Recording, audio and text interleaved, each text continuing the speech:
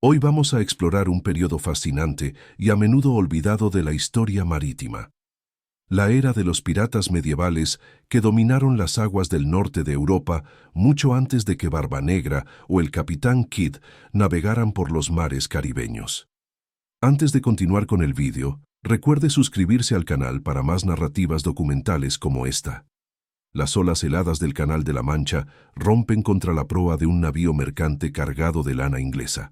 Es el año 1311 y el capitán Bartolomé de Huelle observa el horizonte con ojos experimentados. Conoce estos mares desde hace décadas, ha navegado por estas rutas incontables veces, pero nunca se ha acostumbrado a la sensación de vulnerabilidad que acompaña a cada travesía. En algún lugar más allá de esa niebla matinal, escondidos en las ensenadas de la costa bretona o aguardando en puertos aparentemente pacíficos, se encuentran los hombres que transformaron la piratería en un modo de vida tan común como la pesca o el comercio de especias. El barco de De Huelle busca refugio de una tormenta que se aproxima. Encuentra anclaje en el Palais de Reit, un lugar que conoce bien, donde otras embarcaciones mercantes suelen refugiarse de las inclemencias del tiempo. La oscuridad de la noche cae sobre las aguas, y De Huelle finalmente permite que sus ojos cansados descansen. No lo sabe, pero esta será una de las últimas noches de paz que conocerá en mucho tiempo. Durante la madrugada, una embarcación se aproxima silenciosamente. Los hombres a bordo no son comerciantes que buscan refugio, son depredadores que han encontrado a su presa. Juan Leclerc comanda el ataque con la precisión de quien ya ha realizado esta operación decenas de veces. Sus hombres suben a bordo del navío de De Huelle, dominan a la tripulación antes de que puedan reaccionar y proceden a saquear toda la carga. No satisfechos con el robo, destruyen el propio barco, probablemente para impedir que De Huelle pueda alertar a las autoridades antes de que los piratas estén lejos de cualquier persecución. Este es solo uno entre miles de episodios similares que ocurrieron en estas aguas a lo largo de los siglos. Pero, ¿quiénes eran estos hombres que transformaron el mar en su territorio de caza? La respuesta revela una verdad sorprendente sobre la sociedad medieval. Los piratas del norte europeo no eran bandidos marginados que vivían al margen de la civilización. Muchos eran comerciantes respetados, nobles influyentes e incluso oficiales reales que repartían sus actividades entre el comercio legítimo y el pillaje en los mares. Leclerc, por ejemplo, era lo suficientemente rico y estaba bien conectado como para manipular el sistema judicial inglés cuando De Huelle finalmente consiguió localizarlo y procesarlo. El alguacil local detuvo a Leclerc e incautó su barco, como mandaba la ley. Pero a partir de ese momento, el proceso comenzó a dilatarse de manera sospechosa. El alguacil posponía constantemente las audiencias, nunca estaba disponible en las fechas que De Huelle proponía para el juicio y finalmente fijó la sesión final para una fecha en la que De Huelle no podría asistir. El caso se cerró sin ningún castigo para el pirata. De Huelle tardaría 4 largos años y necesitaría apelar directamente al rey para recibir cualquier compensación por sus pérdidas. Este era el patrón, no la excepción. Para comprender cómo la piratería se volvió tan endémica en las aguas del norte europeo durante la Edad Media, necesitamos primero entender las condiciones que la hacían posible, e incluso lucrativa. El mar medieval era un entorno radicalmente diferente al que conocemos hoy. La navegación era primitiva, y dependía casi por completo de la vista de la costa para orientarse. Los capitanes evitaban los viajes en alta mar siempre que era posible, prefiriendo navegar a lo largo del litoral, donde podían orientarse por hitos terrestres conocidos. Esto significaba que las rutas marítimas eran extremadamente previsibles, y cualquier pirata con conocimiento local sabía exactamente dónde encontrar a sus víctimas. Los barcos de la época, principalmente cocas y urcas, eran embarcaciones robustas diseñadas para transportar grandes cantidades de carga. Poseían generalmente una única vela y eran notablemente difíciles de maniobrar. Algunos tenían remos para ayudar en aguas tranquilas o en situaciones que requerían mayor control, pero esto se hacía a costa de reducir el espacio disponible para la carga. No había una diferencia significativa entre los barcos mercantes y los barcos de guerra. Cualquier embarcación comercial podía convertirse en un navío de combate simplemente sustituyendo la carga por literas para hombres armados. Los cañones aún no se habían desarrollado para un uso naval efectivo, lo que significaba que cualquier enfrentamiento en el mar resultaba inevitablemente en un abordaje y combate cuerpo a cuerpo. Estas limitaciones tecnológicas moldearon completamente la naturaleza de la piratería medieval. Los piratas necesitaban primero encontrar a sus objetivos, una tarea difícil en alta mar, donde los barcos podían pasar fácilmente unos junto a otros sin llegar a verse. La solución era patrullar las rutas marítimas más transitadas, los puntos de paso conocidos, los estuarios y los fondeaderos donde los barcos solían hacer escala. Algunos piratas simplemente esperaban fuera de los puertos, observando las idas y venidas de las embarcaciones hasta identificar un objetivo prometedor. Otros eran aún más audaces, atacando barcos anclados en los propios puertos, saqueando la carga y huyendo antes de que las autoridades locales pudieran organizar una respuesta. Interceptar un barco en mar abierto era significativamente más difícil. Incluso cuando un pirata avistaba una presa potencial, la persecución podía durar horas o incluso días, dependiendo de las condiciones del viento y de la habilidad de los respectivos capitanes. Con mayor frecuencia, los piratas iniciaban sus persecuciones aún en aguas costeras, siguiendo a sus objetivos hasta alta mar, solo cuando ya tenían ventaja posicional. La pirataria era, sobre todo, un juego de paciencia, conocimiento local y oportunismo calculado. No todos los actos de piratería eran exactamente lo que parecían. También existían los golpes internos, situaciones en las que la propia tripulación de un barco mercante robaba la carga y se repartía los beneficios. Para encubrir el crimen, los marineros alegaban que piratas habían atacado el barco y se lo habían llevado todo. Lejos de los ojos de testigos fiables, en el vasto e impiedoso océano, era casi imposible distinguir la verdad de la ficción. Los mercaderes que contrataban estos barcos a menudo no tenían forma de verificar lo que realmente había sucedido con sus mercancías. Cuando los piratas finalmente abordaban a su presa, buscaban siempre la victoria, mediante una fuerza abrumadora. Preferían atacar embarcaciones con tripulaciones más pequeñas que las suyas y, con frecuencia, varios barcos piratas cooperaban para interceptar y abordar un único navío mercante. Antes del ataque, los piratas generalmente saludaban a su víctima e intentaban persuadir a la tripulación para que entregara la carga sin resistencia. La mayoría de los marineros ofrecía al menos una resistencia simbólica, no por valentía, sino para evitar acusaciones posteriores de complicidad con los atacantes. Tras la captura, los piratas solían despojar al barco de todo lo que tuviera valor, incluyendo anclas, cabos y equipos náuticos que pudieran venderse o utilizarse en sus propios barcos. La tripulación del barco capturado solía quedar ilesa, a excepción de aquellos que habían muerto durante la resistencia inicial. A veces, los piratas confiscaban también el propio barco, dejando a la tripulación en tierra firme o liberándolos en algún puerto extranjero. Los pasajeros ricos podían ser retenidos como rehenes para pedir un rescate, una práctica lucrativa que sería perfeccionada por futuras generaciones de corsarios. La imagen popular de piratas masacrando indiscriminadamente a sus víctimas era, en realidad, un suceso raro en la piratería medieval. La violencia extrema generalmente solo ocurría cuando existía alguna disputa personal previa entre el pirata y el mercader, o cuando los países de ambos estaban en guerra. Entonces, pragmatismo prevalecía sobre la crueldad.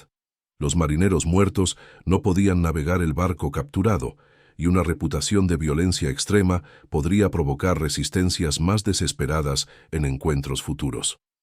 La mayoría de los piratas prefería que sus víctimas se rindieran pacíficamente, haciendo que el pillaje fuera más rápido y menos arriesgado para todos los involucrados. Lo que puede resultarnos sorprendente hoy en día es que los piratas medievales rara vez temían ser identificados por sus víctimas. Esta actitud aparentemente despreocupada derivaba de una realidad jurídica frustrante para quienes buscaban justicia. No existían leyes claras y universales contra la piratería. Los crímenes cometidos en el mar caían en una zona legal nebulosa, donde la jurisdicción de cualquier rey específico era cuestionable. Los mares se consideraban territorio más allá de las fronteras nacionales, un espacio donde las leyes normales no se aplicaban plenamente. Existían, es cierto, algunos códigos marítimos que intentaban regular las relaciones entre capitanes, tripulaciones y mercaderes. Las leyes de Olerón, Roles d'Olerón, originadas en la isla francesa del mismo nombre, establecían costumbres y prácticas aceptadas en el comercio marítimo. La ley mercante gobernaba las transacciones comerciales, los contratos y las reclamaciones de compensación.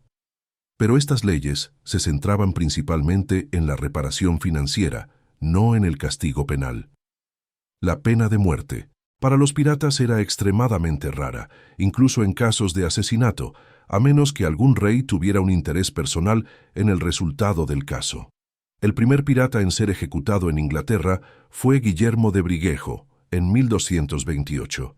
E incluso esa ejecución fue lo suficientemente excepcional como para ser registrada en los anales históricos. Para la mayoría de los piratas, el peor escenario posible era ser obligado a pagar una compensación a sus víctimas, una perspectiva que difícilmente los disuadía cuando los beneficios de la piratería superaban sistemáticamente los riesgos. La complejidad aumentaba drásticamente cuando los piratas y las víctimas eran de nacionalidades diferentes.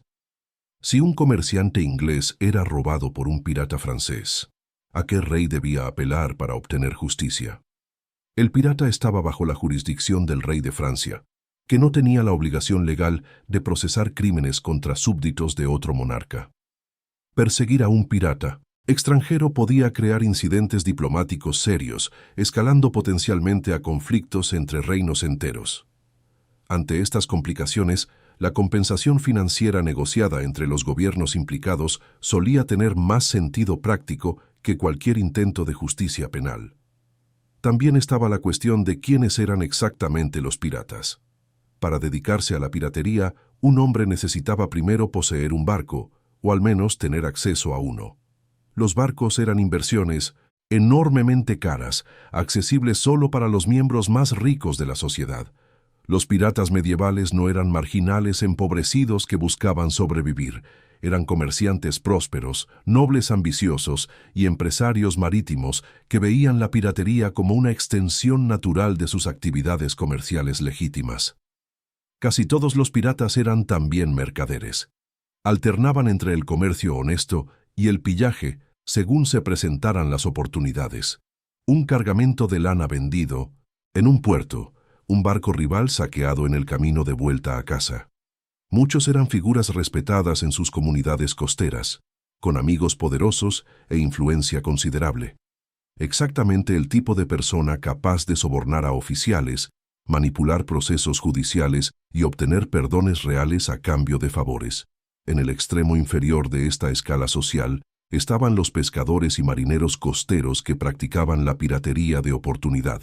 Utilizando botes pequeños, operaban más cerca de la costa, atacando embarcaciones en dificultades o aprovechándose de barcos que encallaban en las rocas traicioneras del litoral.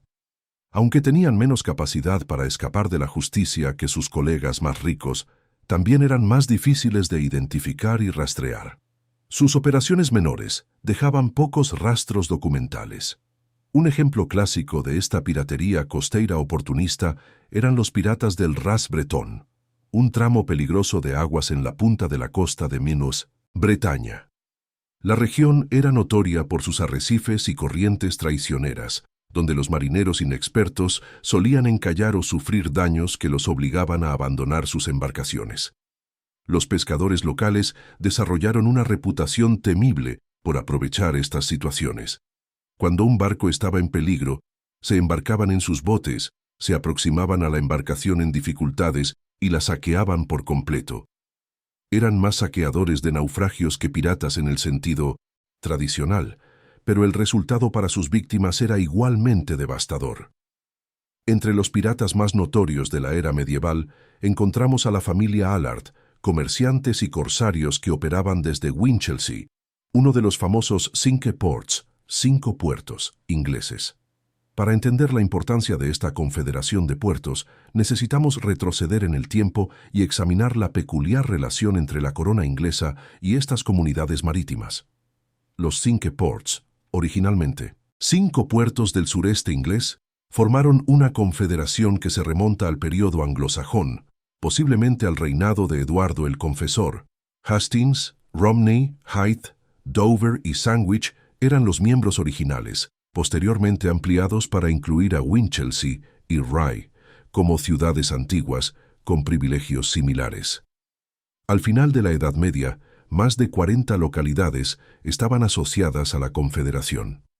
La corona inglesa no mantenía una armada permanente durante la mayor parte de la Edad Media. Cuando necesitaba fuerza naval para defender la costa o llevar a cabo operaciones militares en el extranjero, el rey recurría a los Cinque Ports. A cambio de proporcionar barcos y marineros equipados para el servicio real, los puertos recibían privilegios extraordinarios, exención de impuestos, derecho a juzgar sus propios casos civiles y penales, autoridad para recoger naufragios y carga flotante, y libertad para comerciar entre sí sin restricciones. Esta autonomía creó un entorno donde la línea entre el corso autorizado y la piratería pura se volvía convenientemente indistinta. A los hombres de los Cinque Ports se les llamaba a menudo los piratas del rey, y su majestad reclamaba regularmente una quinta parte de cualquier botín que capturaran. La piratería no solo era tolerada, sino activamente alentada cuando servía a los intereses de la corona. Los marineros de los Cinque Ports ganaron una reputación feroz a lo largo de los siglos. Un cronista medieval, escribiendo desde la segura comodidad de su monasterio, señaló con orgullo que en estos hombres, entrenados en la rigurosa escuela de la piratería, se podía confiar para luchar hasta la muerte y masacrar a las tripulaciones francesas más rápido de lo que se tarda en comer un bizcocho. Eran lentos a la hora de observar treguas y trataban los salvoconductos con abierto desprecio. Nada fue quizás más brutal que el ataque de los piratas de Winchelsea a los judíos, cuando estos fueron expulsados de Inglaterra en 1290. Muchos fueron atacados y robados en medio del Canal de la Mancha, asesinados y arrojados al mar. Un grupo entero, incluyendo a algunos de los judíos más ricos de Londres, fue abandonado en un banco de arena que posteriormente fue sumergido por la marea. En este caso específico, los responsables fueron ejecutados en la horca, pero esto debe considerarse la excepción que confirma la regla. El castigo ocurrió probablemente porque el crimen involucró a personas de considerable riqueza e importancia, generando la presión suficiente para que se hiciera justicia. La familia Allard prosperó magníficamente en este entorno. Eran comerciantes exitosos que acumularon riqueza tanto a través del comercio legítimo como de la piratería descarada. En 1322 se formó una comisión de oyer y terminer, oír y determinar, para investigar las denuncias presentadas por mercaderes alemanes contra varios miembros de la familia Allard y su asociado Roberto Bataille. Los alemanes alegaban que habían sido víctimas de piratería en el puerto de Harwich. La comisión, sin embargo, se vio frustrada antes incluso de comenzar sus trabajos. Los Allard iban un paso por delante. Habían utilizado su influencia para obtener perdones reales apenas unos días antes de la convocatoria de la comisión. Para aumentar la ironía, solo unas semanas después, Roberto Bataille fue nombrado almirante al servicio del rey. Ser pirata no era un impedimento para ocupar cargos de prestigio, era prácticamente un prerequisito. En diciembre de 1323 volvieron a la actividad. Se estableció otra comisión, esta vez para investigar las denuncias de que habían saqueado la carga de un mercader flamenco en el puerto de Sandwich. Como Inglaterra estaba en paz con Flandes en aquel momento, esto no era simplemente piratería, era un incidente diplomático que podía provocar represalias y dañar relaciones comerciales importantes. Justicia, finalmente. ni remotamente. Pocos meses después, Esteban Alard fue nombrado almirante al servicio del rey. El mensaje era claro.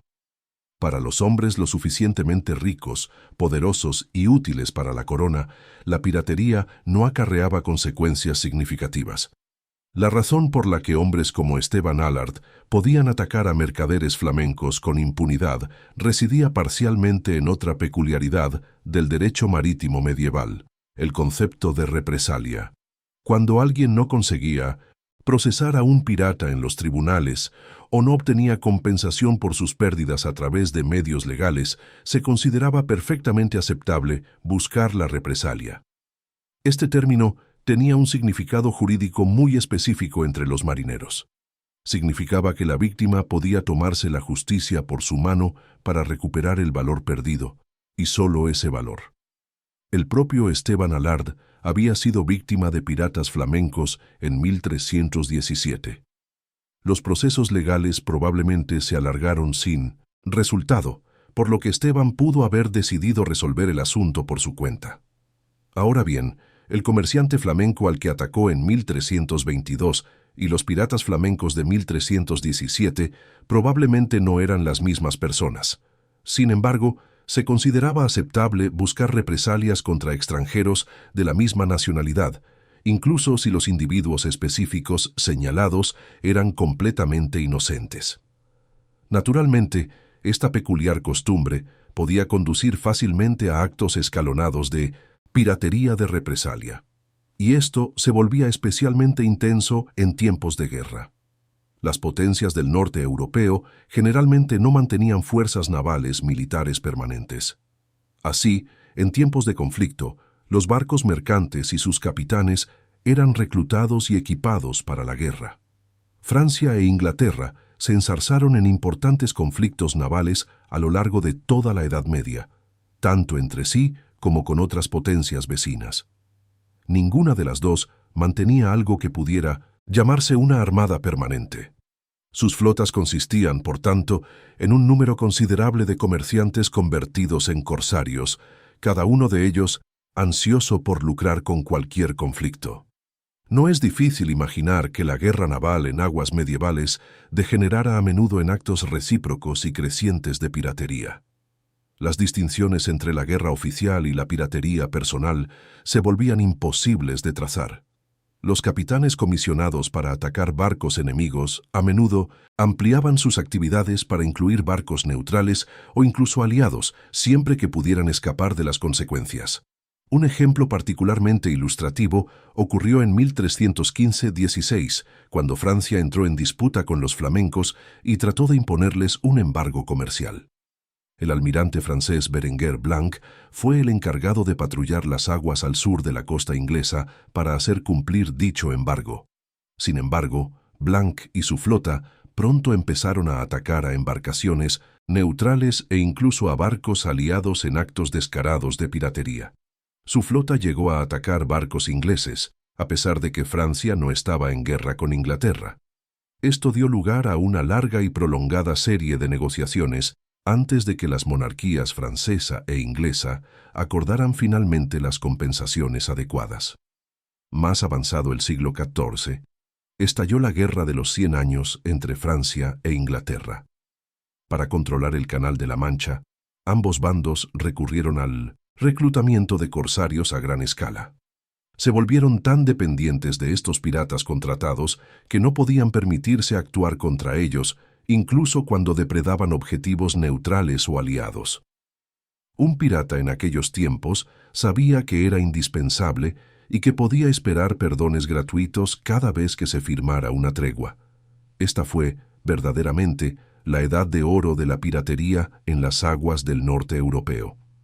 Antes de explorar a algunos de los piratas más notorios de este periodo, vale la pena retroceder aún más en el tiempo para conocer a una figura que se convirtió en legendaria en su propia época: Eustaquio el Monje. Nacido hacia 1170 cerca de Boulogne, en la región norte de Francia, Eustaquio Busquet era hijo de un noble menor. Como era común para los hijos menores de la nobleza, fue enviado a un monasterio benedictino, donde presumiblemente debía pasar el resto de sus días en oración y contemplación. La vida monástica, sin embargo, no cuadraba con el temperamento de Eustaquio. Los relatos de la época indican que era dado a las travesuras, animando a otros monjes a comer cuando debían estar ayunando, a maldecir cuando debían recitar el oficio divino y a comportarse de maneras que escandalizaban a sus superiores. Una biografía novelada del siglo XIII, escrita por un poeta anónimo de Picardía, afirma que Eustaquio viajó a Toledo para estudiar magia negra, volviéndose tan competente en las artes oscuras que nadie en Francia podía rivalizar con sus habilidades. Las generaciones posteriores quedarían convencidas de esta afirmación, atribuyendo las hazañas extraordinarias de Eustaquio a los poderes sobrenaturales que supuestamente había adquirido.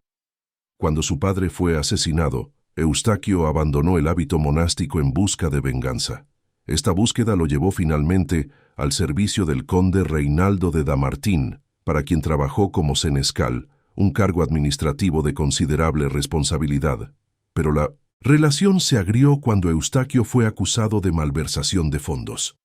Sus tierras y títulos fueron confiscados y se convirtió en un fuera de la ley.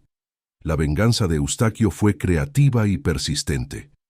Incendió 2 de los molinos del conde, robó caballos, emboscó a los guardias que lo perseguían y vivió en los bosques de Boulogne y Ardelot como un bandido, escapando siempre mediante ingeniosos disfraces. Las historias de sus aventuras como fuera de la ley pasaron a formar parte del folclore de la región, influyendo posteriormente en las leyendas de Robin Hood. Finalmente, Eustaquio se volcó al mar. Con sus hermanos, se convirtió en pirata en el Canal de la Mancha, donde su fama creció exponencialmente. El rey Juan I de Inglaterra, Juan sin tierra, lo empleó intermitentemente de 1205 a 1212, comandando una flota de 30 barcos contra los intereses franceses. Eustaquio y sus hombres establecieron bases en las islas del canal, incluyendo Sark y Guernsey, desde donde lanzaban ataques devastadores contra la costa de Normandía. Durante este periodo, Eustaquio ganó una reputación casi sobrenatural. Se decía que podía volverse invisible para sorprender a sus enemigos, una afirmación que probablemente se basaba en su habilidad para aparecer inesperadamente, utilizando las islas del canal como bases ocultas. Cuando atacó algunas aldeas costeras inglesas, el rey Juan lo declaró brevemente fuera de la ley, pero pronto emitió un perdón porque necesitaba los servicios de Eustaquio. En 1212, sin embargo, las lealtades volvieron a cambiar. Reinaldo de Damartín, el antiguo enemigo de Eustaquio, se alió con el rey Juan y, al parecer, envenenó la mente del rey contra el pirata. Eustaquio cambió de bando, ofreciendo sus servicios al rey Felipe II de Francia, Felipe Augusto, y pronto estaba atacando Folkestone y otros puertos ingleses con el mismo vigor con el que antes se había dirigido contra los franceses. Cuando estalló la guerra civil en Inglaterra en 1215, Eustaquio apoyó a los varones rebeldes que habían obligado al rey Juan a firmar la Carta Magna. Los varones ofrecieron la corona inglesa al príncipe Luis de Francia y Eustaquio fue fundamental para transportar al príncipe a través del canal en 1216. Por un tiempo, pareció que un francés podría sentarse en el trono inglés, con Eustaquio como su almirante de confianza. El destino, sin embargo, tenía otros planes. El rey Juan murió en 1216 y su hijo, menor, Enrique III, fue coronado rápidamente. Bajo la regencia de hombres capaces, las fuerzas leales a la corona empezaron a revertir la situación. En agosto de 1217, Eustaquio comandaba una flota que transportaba refuerzos cruciales para el príncipe Luis cuando fue interceptado por una escuadra inglesa bajo el mando de Huberto de Burgh, que navegaba desde Dover. La batalla que siguió fue brutal. Eustaquio causó estragos considerables entre sus antiguos aliados, pero los ingleses emplearon una táctica devastadora. Lanzaron cal en polvo a las caras de los franceses, cegándolos temporalmente. Las tropas inglesas abordaron los barcos de Eustaquio y derrotaron a sus hombres en combate cuerpo a cuerpo. El propio Eustaquio consiguió escapar con su barco insignia, pero el 24 de agosto fue rodeado por una flota de los Cinque Ports comandada por Felipe d'Aubigny en la batalla de Sandwich. Cuando el barco fue capturado, los ingleses realizaron una búsqueda minuciosa de Eustaquio. Finalmente fue hallado escondido en la bodega, entre el agua del lastre. El pirata ofreció una suma enorme por su vida, 10.000 marcos según algunas fuentes, y prometió servir fielmente al rey de Inglaterra de ahí en adelante. Pero sus palabras cayeron en sacos rotos. Eustaquio se había vuelto tan odiado por las tripulaciones inglesas que ningún rescate era aceptable. Solo le ofrecieron una opción: ser decapitado sobre la borda del barco o sobre el costado del fundíbulo, trabuquete, que se transportaba como carga en la cubierta. La cabeza de Eustaquio el monje fue exhibida en Londres como trofeo. La derrota de Eustaquio puso fin de forma efectiva a cualquier esperanza de resistencia para el príncipe Luis. En septiembre de 1217 firmó el Tratado de Lambeth, renunciando a sus pretensiones al trono inglés y regresando a Francia, donde finalmente reinaría como Luis VIII. Los hermanos de Eustaquio continuaron operando en el canal durante algún tiempo, pero, sin su líder carismático, sus actividades disminuyeron gradualmente. La historia de Eustaquio ilustra perfectamente la fluidez de las lealtades y la naturaleza oportunista de la piratería medieval. Sirvió a múltiples señores, cambió de bando según convenía a sus intereses y fue alternativamente héroe y villano dependiendo de qué bandera estuviera izando en cada momento. Su carrera demuestra que la piratería no era simplemente un crimen, era una herramienta de guerra, diplomacia y poder personal. Avanzando unos siglos, encontramos otro conflicto que ilustra cómo la piratería se entrelazaba con la política internacional: la guerra anglo-hanseática de finales del siglo XV. La Liga Hanseática era una confederación de ciudades mercantes alemanas que dominaba el comercio en el mar Báltico y el mar del Norte.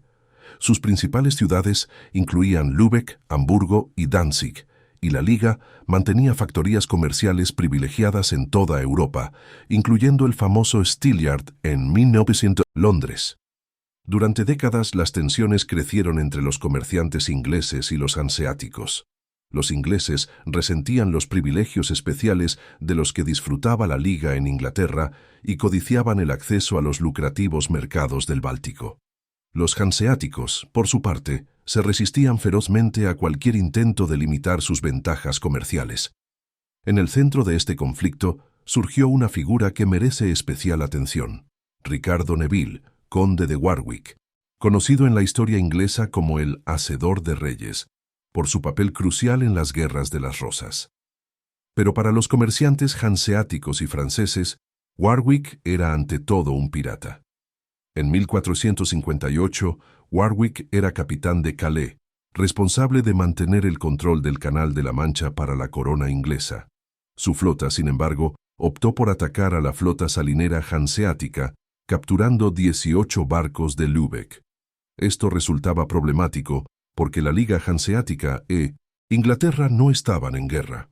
Warwick alegó que había actuado únicamente para recaudar fondos esenciales para mantener su flota. Algunos sospechaban que lo había hecho para crear problemas a la corte de los Lancaster. Probablemente había algo de verdad en ambas afirmaciones, pero también había casi con seguridad una tercera razón. Durante mucho tiempo, había existido una rivalidad comercial significativa, e incluso una hostilidad activa, entre los hanseáticos y muchos mercaderes ingleses. La flota de Warwick consistía en muchos barcos pertenecientes a esos mismos comerciantes, personas cuyo apoyo podría muy bien necesitar en cualquier disputa futura con la corte. El acto de piratería de Warwick puede haber sido diseñado, al menos en parte, para fortalecer su apoyo entre estos poderosos intereses mercantiles. Las acciones de Warwick pueden entenderse parcialmente dentro de una historia de actos escalonados de piratería de represalia que involucraban apísintas hanseáticos e intereses mercantiles ingleses. Sin embargo, para Warwick, la cuestión se volvió personal. se convertiría en un opositor acérrimo de los hanseáticos. Sus acciones en 1458 habían provocado un enfrentamiento con la corte de los Lancaster, pero fue constante en su hostilidad. Sus acciones a finales de la década de 1460 irían más allá, llevando a la Inglaterra de los York a una guerra abierta con la Liga.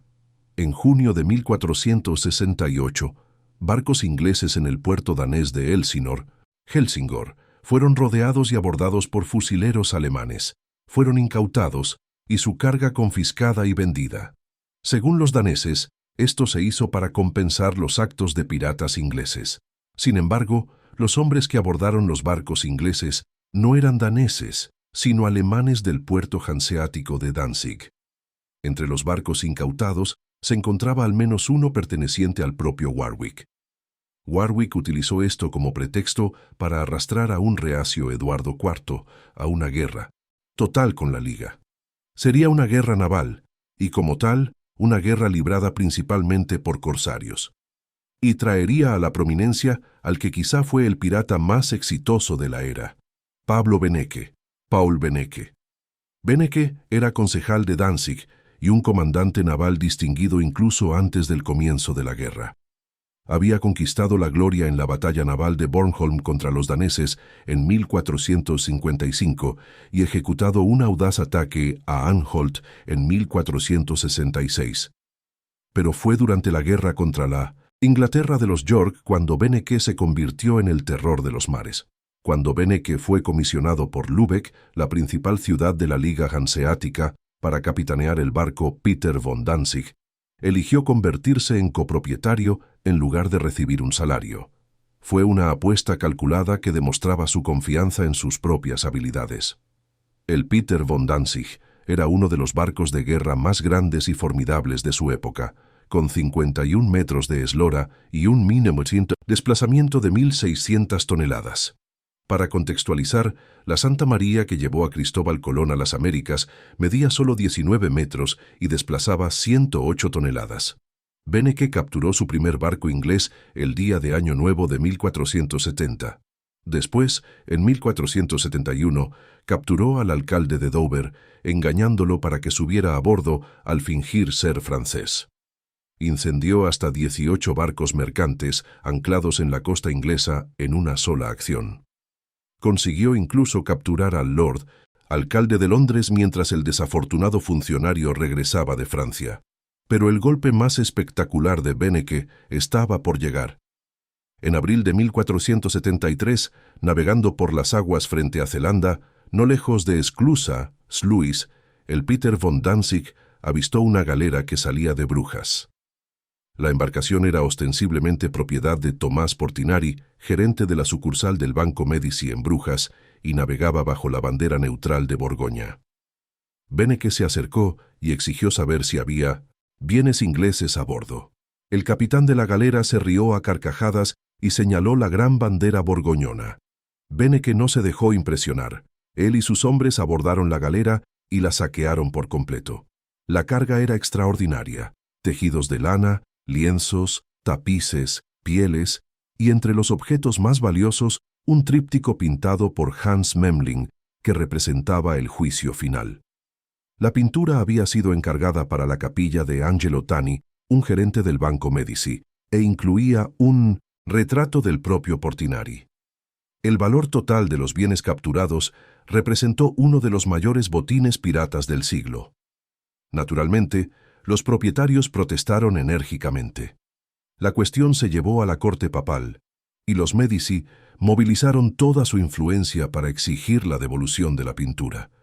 Pero el Consejo Municipal de Danzig se negó, alegando que la captura era un acto legítimo de guerra, ya que la Liga Hanseática estaba en conflicto con Inglaterra. La pintura nunca fue devuelta. En su lugar, fue donada por 3 patricios de Danzig a la iglesia de los Hermanos de San Jorge, de donde pasó finalmente a la iglesia de Santa María de la ciudad, donde permanece hasta hoy. El espectacular acto de piratería de Beneke resultó ser una de las últimas grandes acciones de la guerra. Ambos bandos estaban listos para la paz. La amenaza representada por Beneke animó a Eduardo IV a estar más inclinado a negociar. En aquel momento, Eduardo estaba más seguro en su trono y, por consiguiente, dependía menos del apoyo de la facción mercantil militante. Igualmente importante, el beligerante Warwick, una gran barrera para la paz, ya no estaba presente. Muchos hanseáticos, por su parte, estaban cada vez más nerviosos ante las travesuras de corsarios independientes como Beneke. El botín de Beneke puede haber sido impresionante, pero incluía bienes pertenecientes a personas como la poderosa familia Medici, a quienes la Liga no quería desagradar. El Tratado de Utrecht resultante vio cómo Eduardo IV aceptaba virtualmente todas las demandas de la Liga. Los privilegios hanseáticos fueron restaurados y el Steelyard recuperó su poderosa posición dentro de la comunidad mercantil de Londres.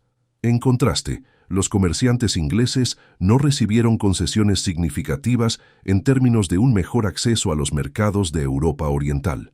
Aunque Eduardo había demostrado que era posible obtener victorias tácticas sobre los corsarios hanseáticos, el hecho era que Beneke y otros seguían sueltos. El transporte mercantil inglés estaba, en todo caso, en mayor riesgo en 1473-74 que cuando el conflicto había comenzado. Sin embargo, al final, fue el boicot económico hanseático, más que sus acciones navales, lo que obligó a Eduardo a capitular. Y después de 1471, la eliminación de Warwick de la escena hizo mucho más fácil llegar a un acuerdo. La guerra anglo-hanseática terminó en victoria para la Liga, pero también demostró las limitaciones de la piratería como instrumento de política estatal. Los piratas como Beneke eran herramientas poderosas, pero también eran imprevisibles y difíciles de controlar. Sus acciones podían crear tantos problemas como resolvían, alienando a aliados potenciales y complicando las negociaciones diplomáticas. En el siglo XIX, Beneke se convirtió en un héroe nacional, no de los polacos que ahora habitaban Danzig, sino de los alemanes que vivían en la ciudad. Los nazis construyeron un santuario conmemorativo para Beneke, con estatua y mural incluidos. El escritor Günter Grass incluyó un extenso pasaje sobre él en su novela El tambor de hojalata. Lo que para un hombre es un pirata, para otro es un héroe naval. Mientras exploramos estas historias individuales de piratas notorios, no debemos perder de vista el contexto más amplio. La piratería no era una aberración del sistema medieval, era una característica intrínseca de este. Los mares del norte europeo eran un espacio donde las reglas normales de la sociedad no se aplicaban plenamente, donde hombres ambiciosos podían forjar fortunas y reputaciones que serían imposibles en tierra firme. La estructura feudal de la sociedad medieval, con su énfasis en las lealtades personales y las obligaciones recíprocas, se extendía al mar de maneras peculiares. Un pirata exitoso podía convertirse en un aliado valioso para un rey necesitado de fuerza naval. Un comerciante próspero podía utilizar la piratería para eliminar competidores y ampliar su cuota de mercado. Un noble ambicioso podía utilizar el pillaje para financiar sus intrigas políticas. Todas estas posibilidades coexistían, a menudo en la misma persona. La falta de una distinción clara entre el comercio pacífico y la piratería era fundamental para este sistema. Un barco que transportaba mercancías para vender en un puerto podía atacar a un competidor en el camino y llegar a su destino tanto con su carga original como con los despojos de su víctima. La guerra y el comercio se mezclaban de formas que hacen que nuestras categorías modernas sean inadecuadas para describir la realidad medieval.